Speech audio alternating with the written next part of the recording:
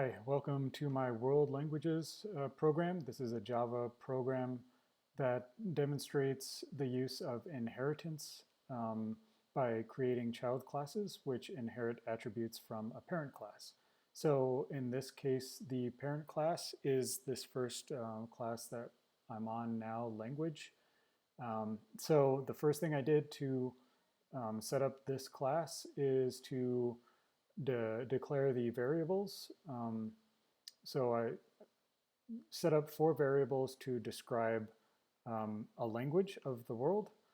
And I set these variables as protected so that they could be used by subclasses, but not by any class that might try to use them. So we have name here, first string, and then number speakers is an integer variable. Region spoken is a string, and word order is also a string. Okay, and what we want to do next is to make the constructor method so that we can instantiate some objects for our language class. And we're going to have parameters, one for each of the instance variables that we declared above here. And we're going to set each one of these parameters equal to the corresponding instance variable. And just for clarity, I've used the this keyword dot the name of the instance variable to eliminate any ambiguity, since we are dealing with the variables defined here in the parameters of the method, the constructor. So just to keep it clear, I'm using the this to refer to the class variables. All right, so there's the constructor, and the next step would be to try and instantiate an object. So the first object is going to be a language, and I chose Japanese as the first language to create as an object. And so here the language name is Japanese, 120 million speakers.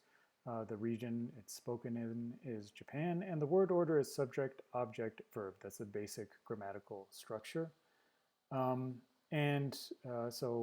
that instantiates this object, but in order to show any information for it, my goal here is to display the information for the languages. So I've created, and you can see here that this method I'm going to discuss now is being called, but let me discuss the method first.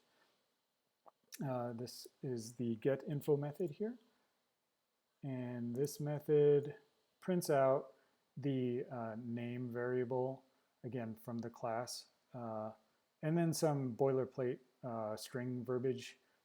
So the name is spoken by, the number of speakers, and people mainly in the region by the people mainly in the region. Okay, and then another sentence, boilerplate sentence, the language follows the word order, and then the word order to display the basic grammatical structure for the language. Okay, so there's the getInfo method to display it all, and we've called it here. So I'm going to run the program and see what our output is. Hopefully it displays what we expect. Yeah, here we have Japanese, which is the name, is spoken by 120 million people, mainly in Japan. The language follows the word order, subject, object, verb.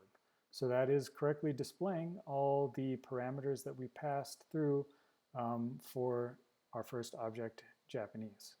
So that basic part of the program works. We could continue making new objects here following the same pattern. But the goal of this program is actually to demonstrate the use of inheritance.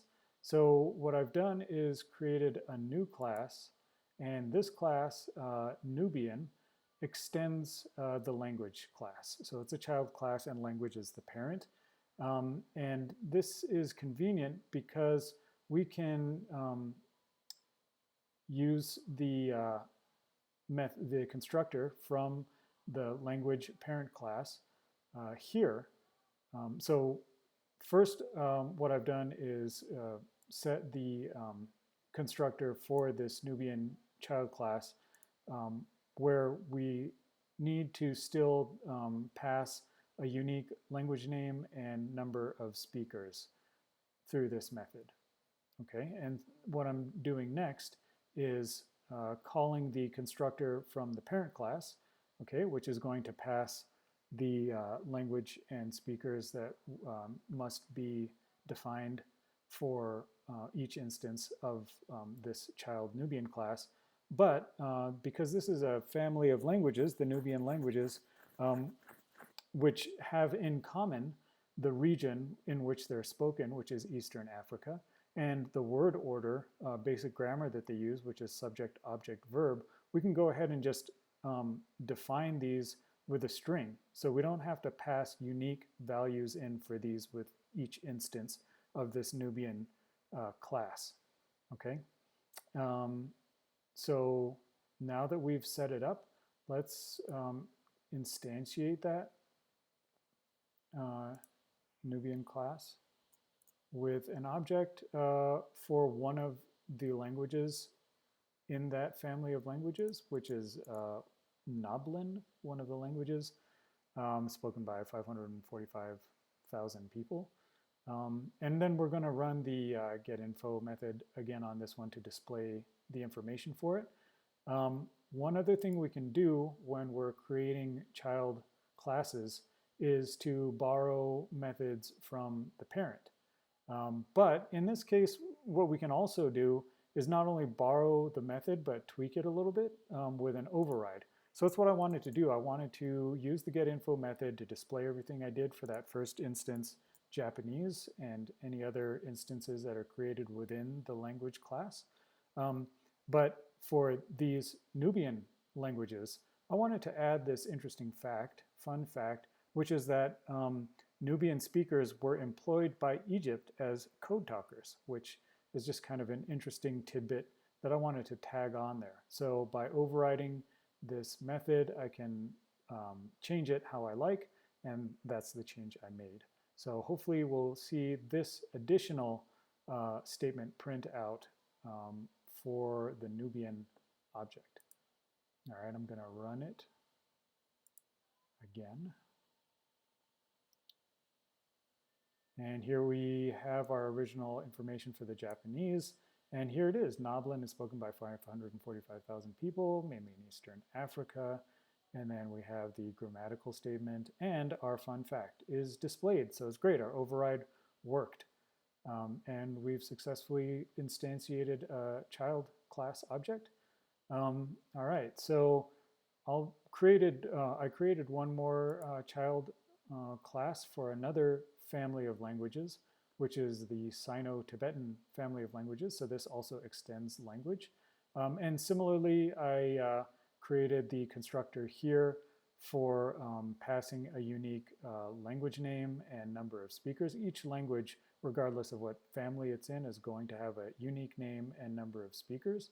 And so I'm calling the parent, the super class, the parent class languages, and passing in this unique language and speakers. But in here, I have the standard region and word order that applies to all Sino-Tibetan languages, which their region is in Asia, and the word order is subject, object, verb. Okay.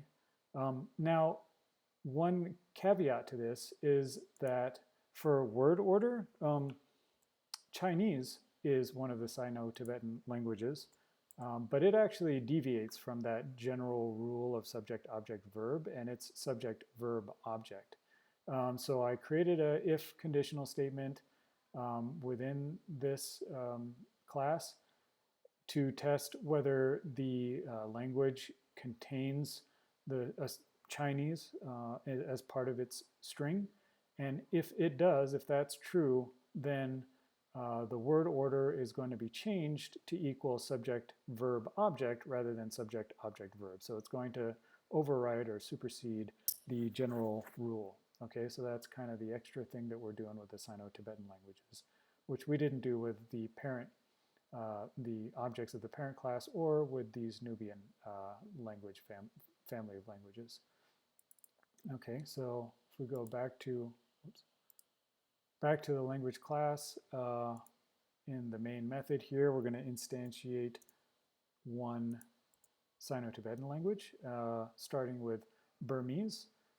Okay, and so we're passing the name Burmese and 2 million people, and we are calling the getInfo method. So if we run this, let's see what our output is, and hopefully it displays. Yep, so we've got our original stuff there, and here's our new language, Burmese, and our number and region is shown accurately here.